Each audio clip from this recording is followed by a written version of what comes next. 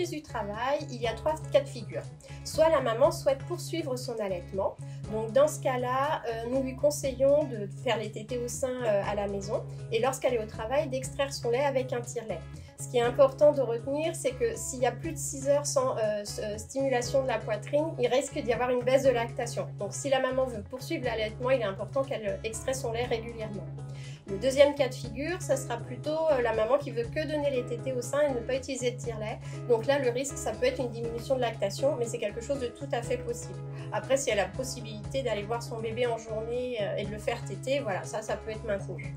Et le troisième cas de figure, c'est de partir sur un sevrage.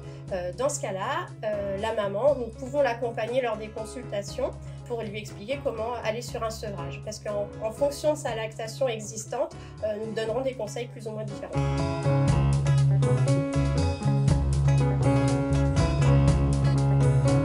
Les pleurs du soir, c'est quelque chose de physiologique, c'est-à-dire c'est dans le programme génétique des enfants. Si on remonte au temps des Homo sapiens, les bébés, le soir, ils avaient peur parce qu'il faisait froid, il y avait les ours, etc. Donc pour eux, pleurer, ça appelait l'adulte pour pouvoir le rassurer, le réchauffer. Donc ça reste en fait dans leur programme génétique, donc les pleurs sont en lien avec tous les bébés. Ça veut dire que votre bébé va bien. Évidemment, il y a quelques cas où le bébé qui pleure le soir, ça peut être une autre problématique. Donc dans ce cas-là, il faut consulter, mais dans la majorité des cas, c'est normal que votre bébé pleure, même si c'est difficile à vivre. C'est pas forcément en lien avec l'allaitement. La maman a l'impression qu'elle a moins de lait le soir, mais c'est parce que le bébé est plus demandeur. Mais en vrai, la maman, elle fournit exactement ce qu'il faut à son bébé. Ce qui est très important, c'est de rassurer votre enfant.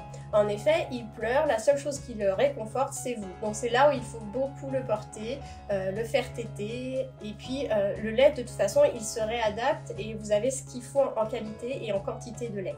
Une phrase que j'aime bien utiliser, c'est pas parce que votre bébé proute qu'il pleure, c'est parce qu'il pleure qu'il proute. Donc c'est pour ça qu'on a parlé beaucoup des coliques. C'est quelque chose qui n'existe pas, c'est un mot qu'on essaye de mettre sur les mots des bébés, mais en fait c'est parce que dans d'autres pays ils ne l'utilisent pas. Et c'est juste, ils ont besoin d'être rassurés. Les pleurs sont a priori pour 95% des bébés physiologiques. Néanmoins, il ne faut pas nier les 5% où il pourrait y avoir une problématique. Si vous observez de la fièvre, un manque d'appétit chez votre enfant, on va vous inviter à consulter. Sinon, on peut se dire que c'est un facteur de bon pronostic du développement de votre enfant.